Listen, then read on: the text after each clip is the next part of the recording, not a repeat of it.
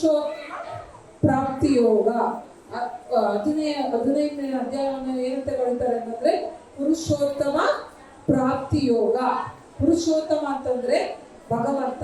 ಇಲ್ಲಿ ನಾವು ತಿಳ್ಕೊಬೇಕಾಗಿರುವಂತದ್ದು ಪುರುಷೋತ್ತಮ ಅಂದ್ರೆ ಭಗವಂತ. ಪುರುಷೋತ್ತಮ ಪ್ರಾಪ್ತಿ ಅಂದ್ರೆ ಭಗವಂತನನ್ನ ಪ್ರಾಪ್ತಿ ಅಂದ್ರೆ ಪಡೆಯೋದು ಅಂತೇಳಿ, ಪಡ್ಕೊಳ್ಳೋದು ಅಂತ ಹೇಳಿ.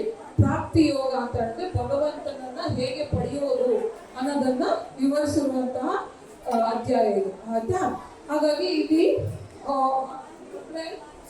ಕೃಷ್ಣ ಯಾವ ಅಂದ್ರೆ ಸಂಸಾರ ಅನ್ನೋ ಒಂದು ಸಾಗರ ಇದೆಯಲ್ಲ, ಅದರಲ್ಲಿ ಮನುಷ್ಯನಾದವನು ಯಾವ ರೀತಿಯಲ್ಲಿ ಮುಳುಗಿದ್ದಾನೆ, ಸಂಸಾರದ ಜಂಜಾಟದಲ್ಲಿ ಮುಳುಗಿದ್ದಾನೆ. ಅಂದ್ರೆ ಅಪ್ಪ ಅಮ್ಮ ತಂದೆ ತಾಯಿಗಳು ಇರ್ತಾರಲ್ಲ, ಅಜ್ಜ ತಾತಂದಿರು, ಅವರೆಲ್ಲ ಮಕ್ಕಳು, ಅವರನ್ನ ನೋಡ್ಕೋಬೇಕು, ಅವರನ್ನ ದೊಡ್ಡವ್ರು ಮಾಡ್ಬೇಕು, ಅವರಿಗೆ ಯಾವ ರೀತಿಯಾದ ಸುಖವನ್ನ ಕೊಡ್ಬೇಕು, ನಾವು ಯಾವ ಕೆಲಸವನ್ನ ಮಾಡಿದ್ರೆ ಅವ್ರಿಗೆ ಉಪಯೋಗ ಆಗುತ್ತೆ ಅಂತಂದ್ರೆ ಈ ಒಂದು ಸಂಸಾರದ ಜಂಜಾಟದಲ್ಲಿ ಇರುವಂತವ್ರು. ಹಾಗಾಗಿ ಆ ಸಂಸಾರದ ಜಂಜಾಟದಲ್ಲೇ ನಾವು ಇದ್ದೀವಲ್ಲ, ಅದರ ಬಗ್ಗೆ ಸಂಸಾರದ ಬಗ್ಗೆ ಕೃಷ್ಣ ಇಲ್ಲಿ ತಿಳಿಸ್ಕೊಡ್ತಾನೆ ಅರ್ಜುನನಿಗೆ. ಅದು ಯಾವ ರೀತಿಯಾಗಿ ತಿಳಿಸ್ಕೊಡ್ತಾನೆ ಅಂದ್ರೆ ಒಂದು ಅಪರೂಪವಾದ ಎಕ್ಸಾಂಪಲ್ ಕೊಡ್ತಾನೆ. ಅಪರೂಪವಾದ ಎಕ್ಸಾಂಪಲ್ ಮೂಲಕ ಆ ಸಂಸಾರದ ಬಗ್ಗೆ ತಿಳಿಸ್ಕೊಡ್ತಾನೆ. ಯಾವುದು ಅಂತಂದ್ರೆ ಅಶ್ವತ್ಥ ಮರದ ಎಕ್ಸಾಂಪಲ್ ಕೊಡ್ತಾನೆ. ಒಂದು ಅಶ್ವತ್ಥ ಮರ ಅನ್ನೋದು ಬೃಹದಾಕಾರವಾಗಿರುತ್ತೆ. ಮತ್ತೆ ನಾವು ಎಲ್ಲ ಮರಗಳನ್ನು ನೋಡಿದ್ದೀವಲ್ವಾ, ಅದರ ಬೇರುಗಳು ಎಲ್ಲಿರುತ್ತೆ? ಮರದ ಬೇರುಗಳೆಲ್ಲಿರುತ್ತೆ? ಕೆಳಗೆ ಇರುವಂತದ್ದು. ಮತ್ತು ಕೊಂಬೆಗಳೆಲ್ಲ ಬ್ರಾಂಚ್ ಎಲ್ಲ ಎಲ್ಲಿರುವಂತದ್ದು? ಒಂದು ಮರದಲ್ಲಿ ಬ್ರಾಂಚಸ್ ಎಲ್ಲಿರುತ್ತೆ?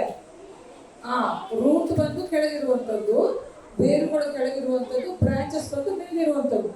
ಆದರೆ ಕೃಷ್ಣ ಇಲ್ಲಿ ಅಪರೂಪದ ಉದಾಹರಣೆ ಅಂತ ಹೇಳಿದ್ನಲ್ಲ, ಅಂದ್ರೆ ಹೊಸ ಒಂದು ಬೇರೆ ರೀತಿಯ ಉದಾಹರಣೆಯನ್ನು ಕೊಡ್ತಾನೆ. ಅದೇನು ಹೇಳ್ತಾನೆ ಅಂತಂದ್ರೆ, ಇಲ್ಲಿ ಅವನು ಯಾವ ಅಶ್ವತ್ಥ ವೃಕ್ಷ ಅಂತ ಹೇಳ್ತಾನಲ್ಲ, ಆ ವೃಕ್ಷದ ಉದಾಹರಣೆಯಲ್ಲಿ ಮರದ ಬೇರುಗಳು ಮೇಲ್ಭಾಗದಲ್ಲಿ ಇರುತ್ತೆ ಅಂತಂದ್ರೆ ಕೆಳಗೆ ಮರದ ಕೊಂಬೆಗಳೆಲ್ಲ, ಮರದ ಬೇರೆ ಯಾವಾಗ ಕೆಳಗಿರುತ್ತಲ್ಲ.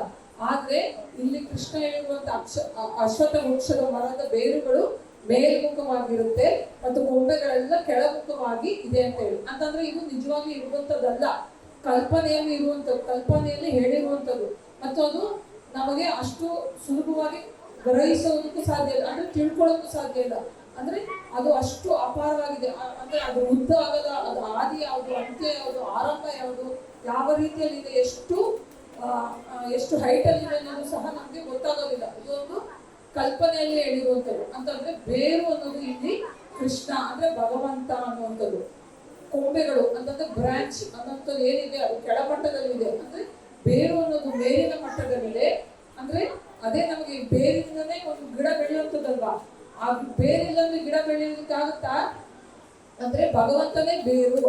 ಭಗವಂತನು ಬೇರಿನ ರೀತಿಯಲ್ಲಿ ಮೇಲಿದ್ದಾನೆ, ಮತ್ತೆ ಕೊಂಬೆಗಳು ಕೆಳಗಿದ್ದಾವೆ. ಅಂತಂದ್ರೆ ಯಾವಾಗ ನಾವು ಮೇಲ್ಮುಖವಾಗಿ ಭಗವಂತನನ್ನು ಯೋಚನೆ ಮಾಡಿಕೊಂಡು ಮೇಲ್ಮುಖವಾಗಿ ನೋಡಿಕೊಂಡು ಅವನ ಸ್ಮರಣೆಯನ್ನು ಮಾಡ್ಲಿಕ್ಕೆ ಹೋಗ್ತೀವೋ, ಆಗ ನಾವು ಭಗವಂತನನ್ನ ತಲುಪಲಿಕ್ಕಾಗುತ್ತೆ. ಇಲ್ಲದಿದ್ರೆ ಈ ಕೊಂಬೆಗಳಲ್ಲೇ ಸಿಕ್ಕಾಕೊಂಡು, ಕೊಂಬೆಗಳು ಬ್ರಾಂಚಸ್ ಅಲ್ಲೇ ಸಿಕ್ಕಾಕೊಂಡು, ಅಂದ್ರೆ ಸಂಸಾರವನ್ನು ಬ್ರಾಂಚಸ್ ಅದರೊಳಗೆ ಸಿಕ್ಕಾಕೊಂಡು ನಾವು ಮುಂದೆ ಮೇಲೆ ಹೋಗ್ಲಿಕ್ಕೆ ಸಾಧ್ಯ ಇಲ್ಲ.